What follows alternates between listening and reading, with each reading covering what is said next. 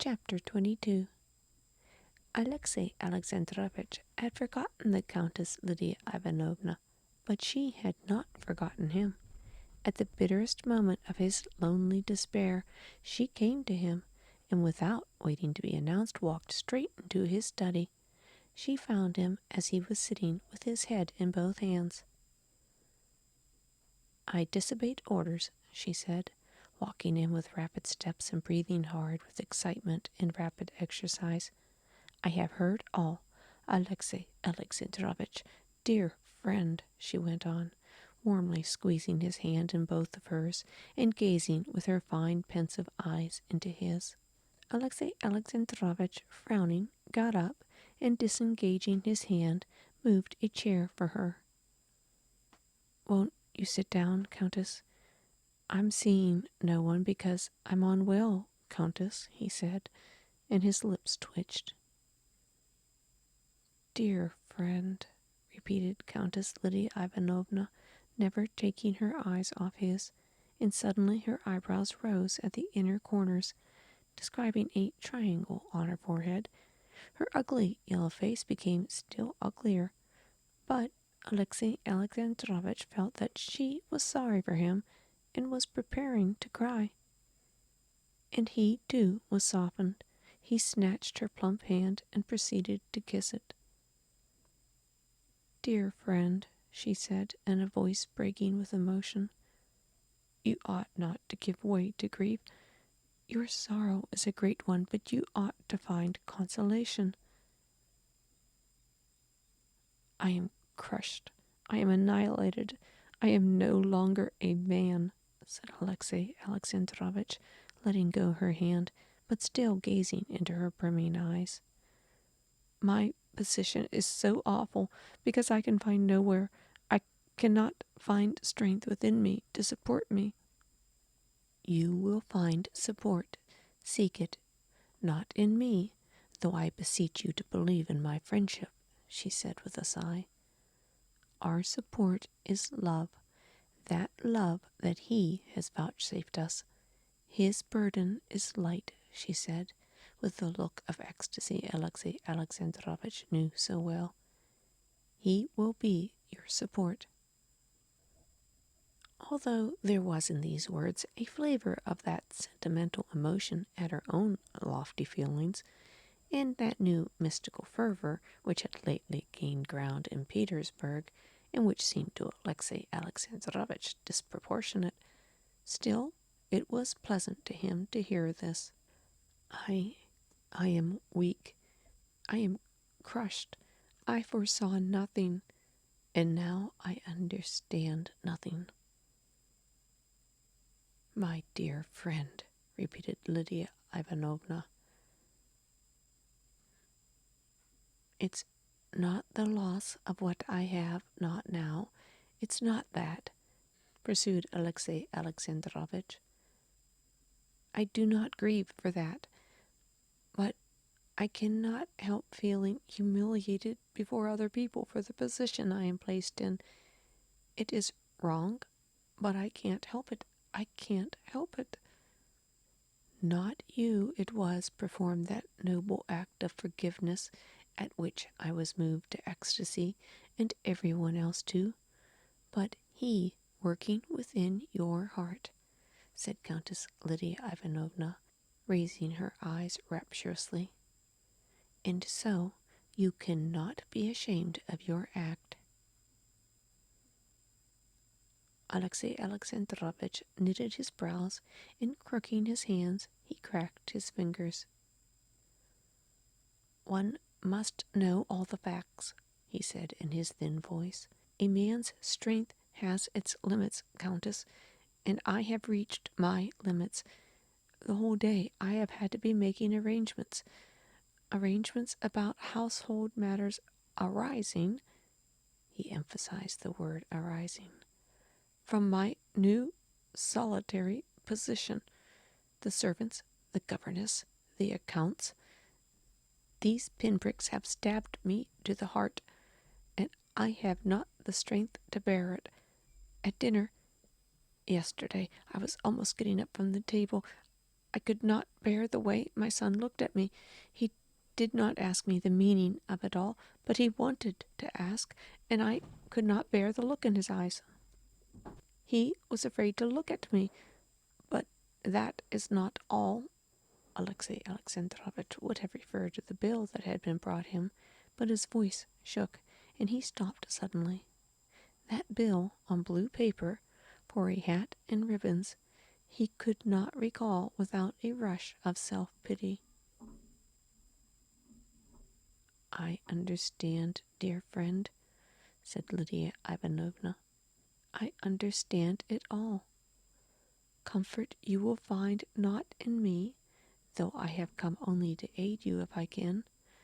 If I could take from you all these petty, humiliating cares, I understand that a woman's word, a woman's superintendence is needed. You will entrust it to me?" Silently and gratefully, Alexey Alexandrovitch pressed her hand. "Together we will take care of Seryozha. Practical affairs are not my strong point, but I will set to work. I will be your housekeeper. Don't thank me. I do not do it from myself. I cannot help but to thank you. But, my dear friend, do not give way to the feeling of which you spoke, being ashamed of what is the Christian's highest glory. He who humbles himself shall be exalted. And you cannot thank me, you must thank him, and pray to him. In him alone we find peace, consolation, salvation, and love," she said, and turning her eyes heavenward, she began praying, as Alexey Alexandrovitch gathered from her silence. Alexey Alexandrovitch listened to her now, and those expressions which had seemed to him, if not distasteful, at least exaggerated, now seemed to him natural and comforting. Alexey Alexandrovitch had disliked this new enthusiastic fervor. He was a believer who was interested in religion primarily for its political aspect, and the new doctrine which ventured upon several new interpretations just because it paved the way to discussion and analysis was in principle disagreeable to him. He had hitherto taken up a cold and even antagonistic attitude to this new doctrine, and with the Countess Lydia, who had been carried away by it, he had never argued, but by silence had assiduously parried her attempts to provoke him into argument. Now, for the first time, he heard her words with pleasure, and did not inwardly oppose them. "I am very, very grateful to you, both for your deeds and your words," he said when she had finished praying. The Countess once more pressed both of her friend's hands. "Now I will enter upon my duties," she said with a smile after a pause, as she wiped away the traces of tears. "I am going to Seryozha. Only in the last extremity shall I apply to you." And she got up and went out. The Countess went into Seryozha's part of the house, and dropping tears on the scared child's cheeks, she told him that her father was a saint, and his mother was dead. The Countess kept her promise. She did actually take upon herself care of the organization and management of Alexey Alexandrovitch's household, but she had not overstated the case when she said that practical affairs were not her strong point. All of her arrangements had to be modified because they could not be carried out, and they were modified by Korney, Alexey Alexandrovitch's valet, who, though no one was aware of the fact, now managed Karenin's household, and quietly and discreetly reported to his master while he was dressing all it was necessary for him to know. But Lydia Ivanovna's help was none the less real. She gave Alexey Alexandrovitch moral support in the consciousness of her love and respect for him, and still more, as it was soothing to her to believe, and that she almost turned him to Christianity, that is, From an indifferent and apathetic believer, she turned him into an ardent and steadfast adherent to the new interpretation of Christian doctrine, which had been gaining ground of late in Petersburg. It was easy for Alexey Alexandrovitch to believe in this teaching. Alexey Alexandrovitch, like Lydia Ivanovna indeed, and others who shared their views, was completely devoid of vividness of imagination, that spiritual faculty in virtue of which the conceptions evoked by the imagination became so vivid that they must needs be in harmony with other conceptions and with actual fact. He saw nothing impossible and inconceivable in the idea that death, though existing for unbelievers, did not exist for him, and that, as he was possessed of the most perfect faith, of the measure of which he himself was the judge, therefore there was no sin in his soul, and he was experiencing complete salvation here on earth.